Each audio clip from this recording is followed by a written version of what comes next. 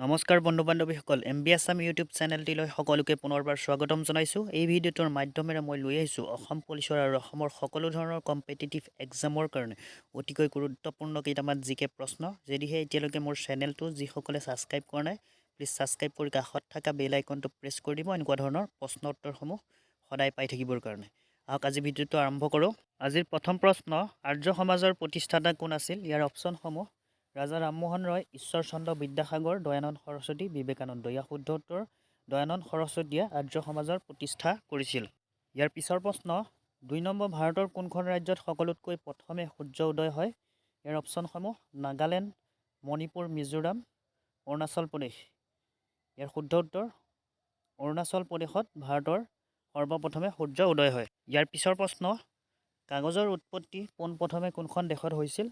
ইয়াৰ অপশ্যনসমূহ ভাৰত, চীন, ৰুছ, ফ্ৰান্স। ইয়াৰ শুদ্ধ উত্তৰ চীন দেশত কাগজৰ উৎপত্তি সৰ্বপ্ৰথম হৈছিল। ইয়াৰ পিছৰ প্ৰশ্ন, গৌতম বুদ্ধৰ সৰুকালৰ নামটো কি আছিল? ইয়াৰ অপশ্যনসমূহ ৰাহুল, শ্ৰৱণ, সিদ্ধাৰ্থ, মনু। ইয়াৰ শুদ্ধ উত্তৰ সিদ্ধাৰ্থ আছিলে গৌতম বুদ্ধৰ সৰুকালৰ নাম।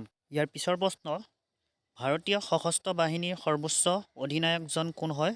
ইয়াৰ অপশ্যনসমূহ মুখ্য ন্যায়াধীশ, ৰাষ্ট্ৰপতি, ৰাজ্যপাল, প্ৰধানমন্ত্ৰী। ইয়াৰ শুদ্ধ উত্তৰ হৈছে ৰাষ্ট্ৰপতি। ভাৰতীয় সশস্ত্ৰ বাহিনীৰ সৰ্বোচ্চ অধিনায়ক হৈছে ৰাষ্ট্ৰপতি। ইয়াৰ পিছৰ প্ৰশ্ন, নাইট ব্লাইণ্ডনেছ কোনটো ভিটামিনৰ অভাৱত হয়? ইয়াৰ অপশ্যনসমূহ vitamin A, vitamin B, vitamin C, vitamin D. ইয়াৰ শুদ্ধ উত্তৰটো হৈছে ভিটামিন এ।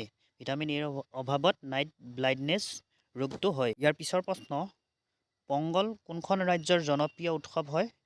ইয়াৰ অপশ্যনসমূহ কেৰেলা, কৰ্ণাটক, তামিলনাডু, অন্ধ্ৰপ্ৰদেশ। ইয়াৰ শুদ্ধ উত্তৰ হৈছে তামিলনাডু। পংগল তামিলনাডুৰ জনপ্ৰিয় উৎসৱ।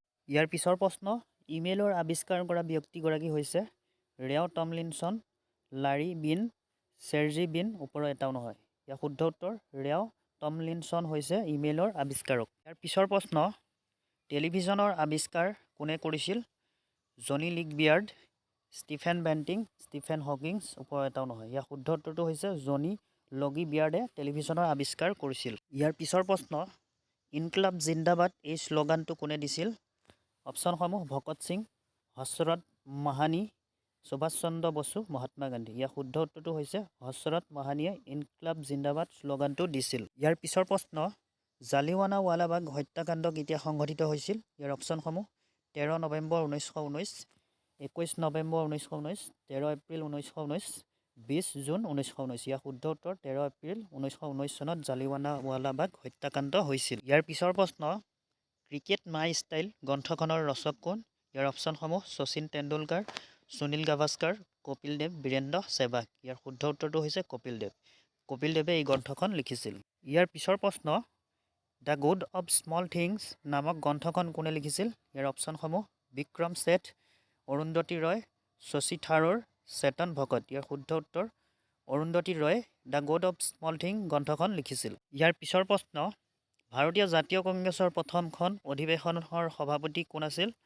ইয়াৰ অপশ্যনসমূহ উমেশ চন্দ্ৰ বেনাৰ্জী, দাদাভাই নৌৰোজী, জৱাহৰলাল নেহৰু, এম.এন. ৰয়। ইয়াৰ শুদ্ধ উত্তৰ উমেশ চন্দ্ৰ বেনাৰ্জী আছিল ভাৰতীয় জাতীয় কংগ্ৰেছৰ প্ৰথম অধিৱেশনৰ সভাপতি। ইয়াৰ পিছৰ প্ৰশ্ন, ককা দেউতাৰ হাড় গ্ৰন্থখনৰ ৰচক কোন?